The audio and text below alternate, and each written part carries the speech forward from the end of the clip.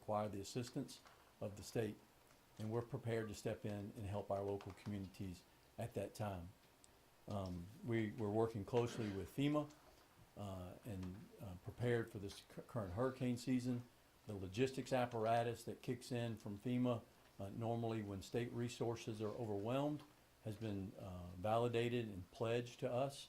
We have commodities not only here staged in the state, but regionally at our disposal should we need them. So in closing, I would just like to say that GOHSEP, as a state agency, is prepared for this hurricane season. The plans that have been rehearsed and are in place have been refined and are ready on the days where the state will need us, and on the state, on behalf of the citizens, on their worst day. So as the governor said, and I'll reemphasize it, if you haven't already developed a plan, getagameplan.org or the Get a Game Plan app is a fantastic resource for you not only to receive alerts in real time, but also to develop your plan should you need help in developing one. Sir, thank you. I'll be followed by Jay Grimes. Governor, General. Well, thank you for the invitation, Governor, to speak here. Just a couple of things. First of all, most of you are aware the forecast for the upcoming season calls for normal to above normal activity. Those kinds of numbers, though, really don't tell the story here. And I'm not here to alarm you. This is about awareness. Let's look at Louisiana's recent history. In the last 5 years, the state has been hit by 8 named storms. That includes 5 hurricanes, 3 of which were major hurricanes. That's the last 5 years. If we look back over the last 8 years, 4 of those years were years where we had 2 or more strikes. Now, that doesn't mean that every neighborhood gets impacted, but it means that the entire state has to go on alert. And so that's why I want to reiterate what both the governor and the general have mentioned about personal responsibility. Your personal preparedness makes it better and makes it easier for these agencies that help the state respond and recover from these events. Your personal awareness gets us through that. So just keep in mind, Louisiana is indeed a hotspot for hurricane activity. We are just as active as Florida, we just don't have the same length of coastline. So now is the time, in the fair weather conditions, to review your plans. Use your experience over the last 5 years to get yourself prepared for what is very likely going to be another active year in the Gulf of Mexico. Last year, there were 18 named storms. Almost half of them ended up in the Gulf. And each one of those, the state has to start a response activity. So make it easier for the state, make it easier for yourself, make it easier on your family. Get prepared now. Thank you, Governor.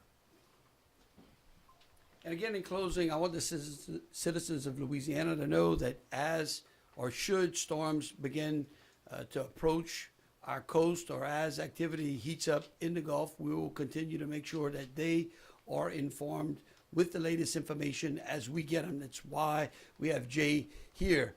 Again, though, it's easier for us to push that information to you if you sign up at getagameplan.org or if you download that app. With that, I'll be happy to take any questions. Yes, ma'am.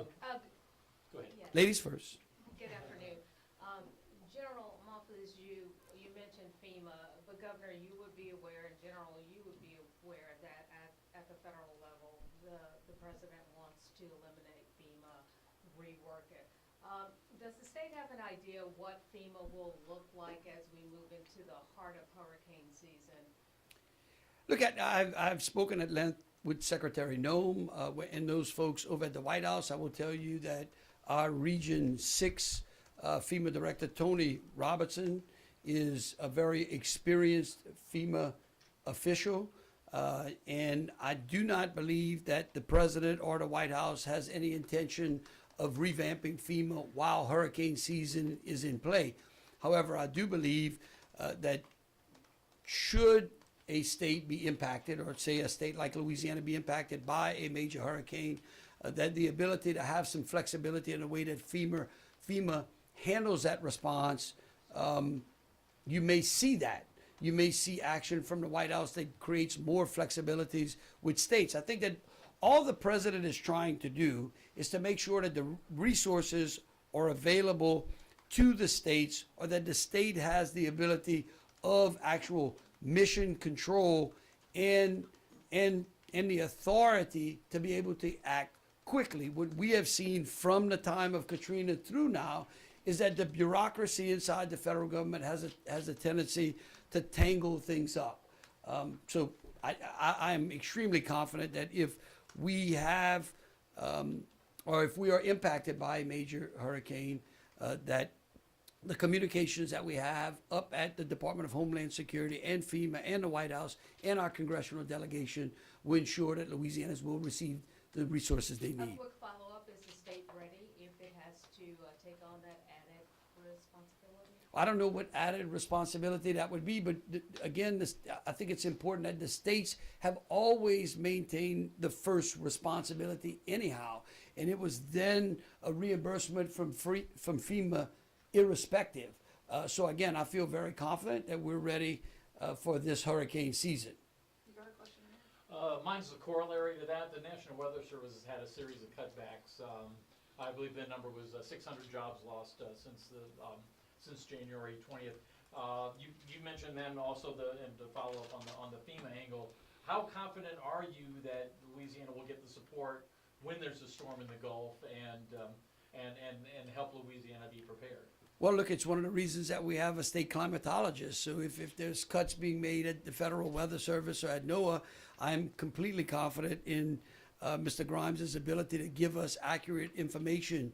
I have not heard from anyone that those cuts are impacting the information that would flow up to the states or flow down to the states when storms are approaching or weather is affecting us. I think that we saw very clearly the advantage of having a state climatologist in the recent 100-year snow event that we had. I think that, hurricanes are things that we can see much further out. I thought that the state did an unbelievable job. I thought our citizens did an unbelievable job of listening and adhering to warnings in an event that was extremely hard to predict. I think that is a great bellwether to see how prepared we are to handle events when Mother Nature comes calling. Is Yes. the state climatologist ready to take on that responsibility of forecasting when a storm's in the Gulf? Well, I do it with the cooperation and through the guidance of the National Weather Service and the National Hurricane Center. And I feel confident that our tropical coverage this season will be more than adequate for what we require. I wonder if any of the folks up there could talk just in general terms about that display of equipment, apparatus, technology in the parking lot and the upgrades that we've seen in the 20 years since Katrina that are on display out there today. Yes, sir. Yeah. Okay. No, it would be better if you're in the mic, please. First lesson again. I appreciate the question, sir. So outside of our doors and in the parking lot adjacent to the building is a representation of all the emergency support function apparatus. And it's just a small illustration, physical illustration of capabilities that those agencies bring to bear during an emergency. It also gives us the opportunity to reflect on the interoperability advances that have been made since Katrina. The advent of the Elwyn system, the advent of drone technology, robotics, predictive analysis, and the mobile command centers that just didn't exist 20 years ago during Hurricane Katrina. So I don't know if that adequately addresses your questions you had, sir, if you were something Well, in specific terms out there. of, a lot of lessons were learned during Katrina, obviously in the types of equipment that we had and the types of equipment that we didn't have, such as a fleet of high water vehicles, a fleet of boats, for example. So when you look at everything out there, what are some of the upgrades that you see in terms of the Please, equipment that's out there? I mean, to me, one of the biggest lessons that I've learned as governor was during Hurricane, I think it was Francine, right, that affected us last year.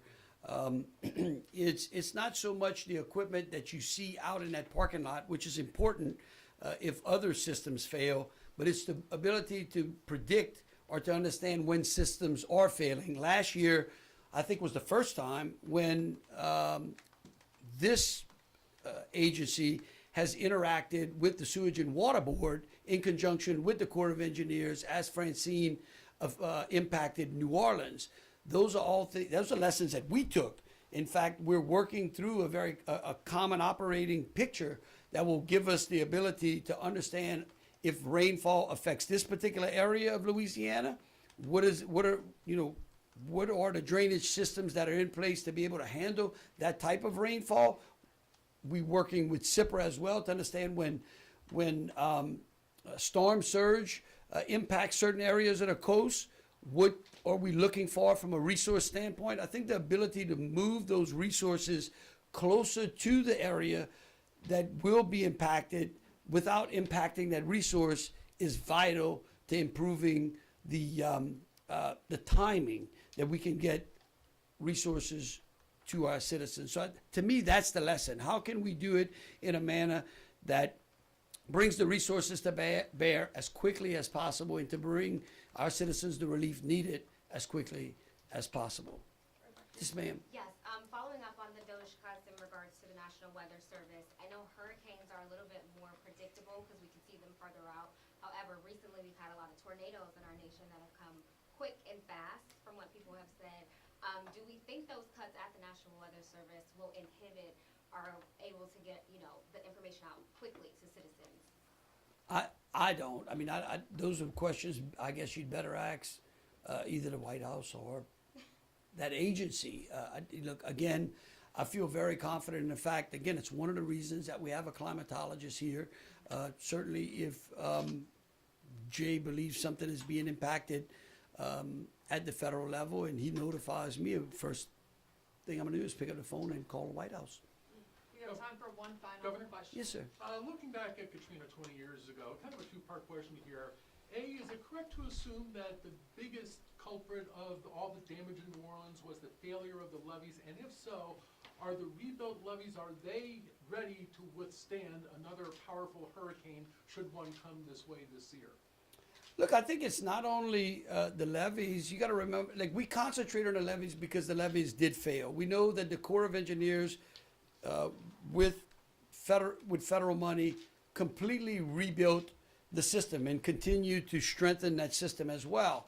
But we've got a number of pumps that help to move water off of the streets and the neighborhoods of the city of New Orleans, which pose dangers as well. We get a report from the Corps of Engineers because they maintain and help us operate those pumps. Last time I checked an email that I got from Colonel Jones, I believe that they've been able to refurbish or repair all of the pumps, and I believe they have them all online by the time that hurricane season started a couple of days ago. So again, I am as confident as we could be. Nothing is 100% in this game, but we continue to look around every corner. We continue to turn every leaf. We continue to turn every stone up to make sure that we are prepared, and we just continue to overlook our plans. But again, let me go back and turn this back. The best way that our plan works is if the citizens of this state are as prepared as we are. So again, if you heed the warnings that your local officials give you, if you prepare, get your evacuation plans in order, if you sign up for getagamePlan.org and you go through those lists to see what in those checklists are applicable to your conditions, whether it's a family, individual, seniors, your pets, whether you need special medication or not. We have gone through these checklists and built those checklists in order to help families and citizens prepare for when that emergency comes. So again, the best plan is the one that our citizens prepare and the ones that we're able to implement for them once they are prepared. Thank you. Just have the one Colonel Hodges, off-topic can we question. get One final question, that's it. Okay, Paul. It's been more than 3 weeks since the escape at the Orleans Justice Center. 2 inmates are still at large. And this is for you or Colonel Hodges. Are you satisfied that everything is being done that can be done to find these escaped inmates? And number 2, what do you make of the video that was released yesterday from Antoine Massey trying to plead his case? Well, look, first of all, I think it's important that the citizens of this state have an appreciation for the amount of hours and work that the men and women, both at the local, federal, and state level, have played in apprehending 8 of the 10 fugitives. These are 10 very dangerous people that 8 of them have now been brought back into custody. They did not leave that jail with the intent of being captured, right? So again, they are the 2 that are left out there. It's the other 8 were all trying to evade law enforcement. I am extremely confident that the Louisiana State Police, in conjunction with our federal and local partners, are going to pick up the other 2 and hopefully shortly. Colonel Hodges? What'd you make of the video? You know, if they were truly interested in helping us, they would have probably sided with the reward money instead of posting something on an online platform. All tips, all leads are investigated by law enforcement. As the governor already mentioned, local, state, and federal partners, we're all working seamlessly together.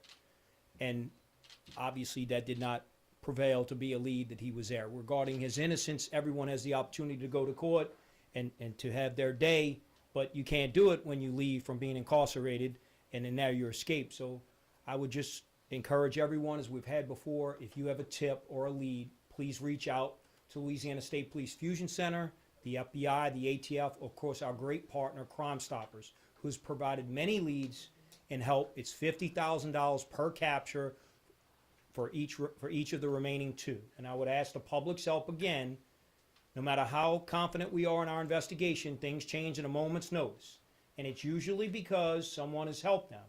I believe we have 14 people at this time incarcerated for helping those escapees. We just ask to do the right thing for public safety, make the call to one of either state police, FBI, ATF, or our Crime Stoppers, provide us that lead. Don't get online and try to get clicks and shares on one of your platforms. Just contact law enforcement. You'll make your community safe. More importantly, we'll bring those 2 fugitives back to justice, and they will be brought back safely. Thank you. Does that video aid in capturing Massey? Will it help?